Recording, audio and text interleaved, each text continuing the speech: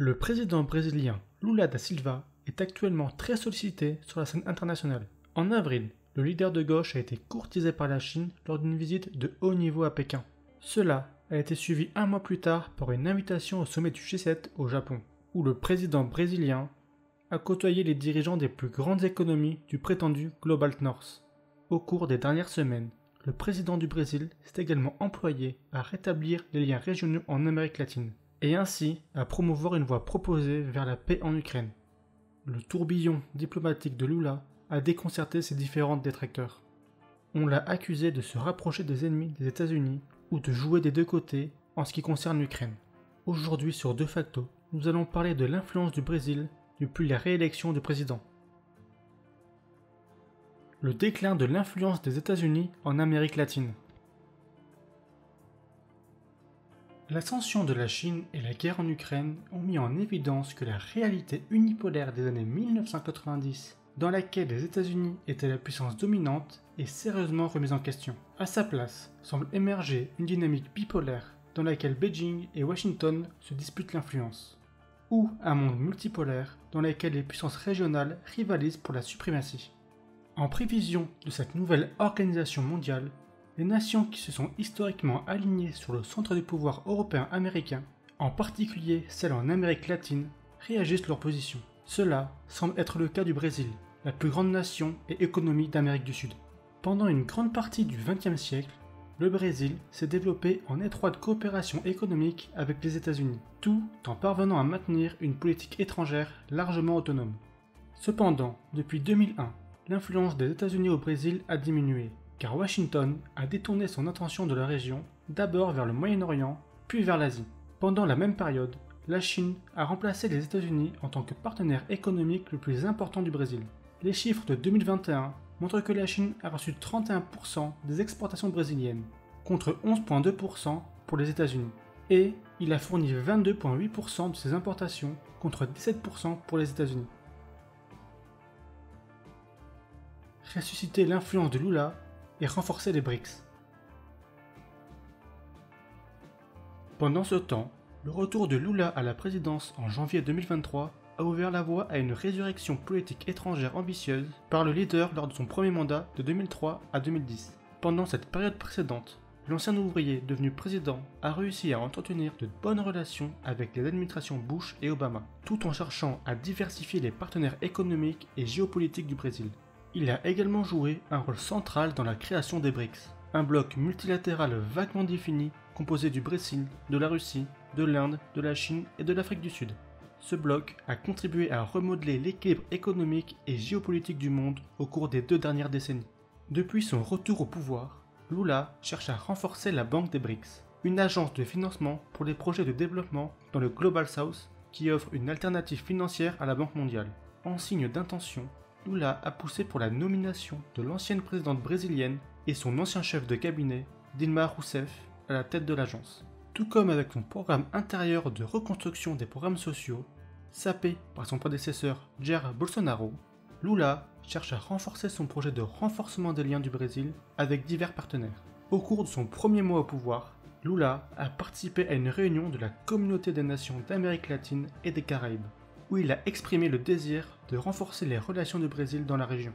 Peu de temps après, il a rendu visite au président Joe Biden à Washington, où les deux dirigeants ont exprimé leur désir mutuel de promouvoir la démocratie et de pousser vers un chemin de développement plus respectueux de l'environnement, en particulier dans la région amazonienne. Une fois ce voyage terminé, Lula s'est rendu en Chine pour approfondir les relations commerciales et tenter de diriger un effort de paix pour la guerre en Ukraine. Il s'est ensuite rendu en Europe pour rencontrer des alliés traditionnels tels que l'Espagne et le Portugal. Une diplomatie diviseuse ou dynamique.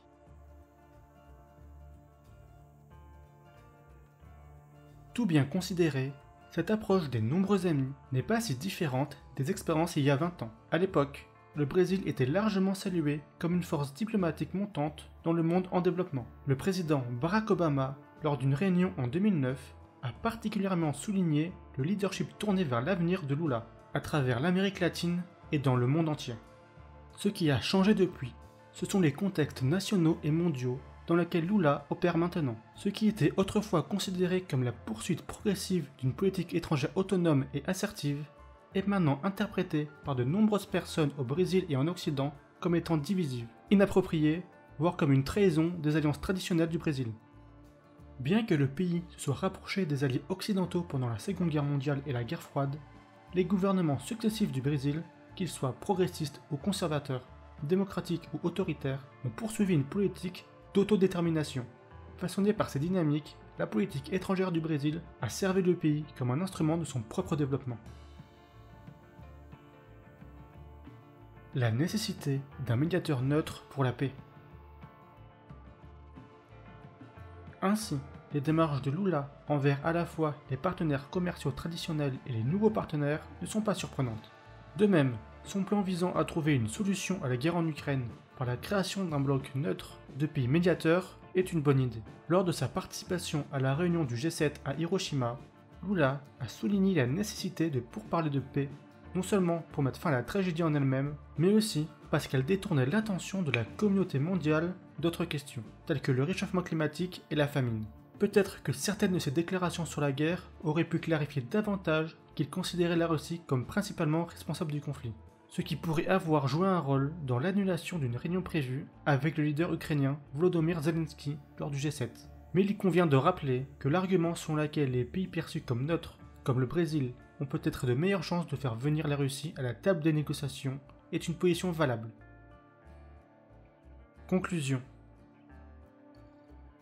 Il n'est pas encore clair à ce stade précoce de sa nouvelle présidence si Lula peut relancer l'acte de jonglage international qu'il a réussi pendant son premier mandat.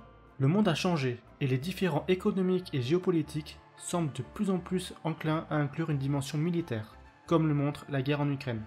Et bien que le Brésil puisse effectivement jouer un rôle de médiateur, aucune des parties en conflit ne semble encore prête à négocier. De même, la rivalité croissante entre les États-Unis et la Chine sera difficile à naviguer, et compte tenu des liens économiques, historiques et actuels, le Brésil ne peut pas se permettre de prendre parti. En fait, ne pas choisir de camp pourrait jouer en faveur du Brésil.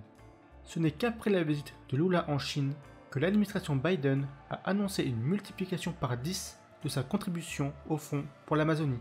Il est donc clair que dans un monde de plus en plus divisé, la position non alignée du Brésil pourrait être la meilleure voie à suivre. Si vous avez aimé, n'oubliez pas de vous abonner et de partager cette vidéo. Si vous souhaitez écouter mes sujets, ils sont maintenant accessibles en podcast sur Spotify. Le lien sera dans la description.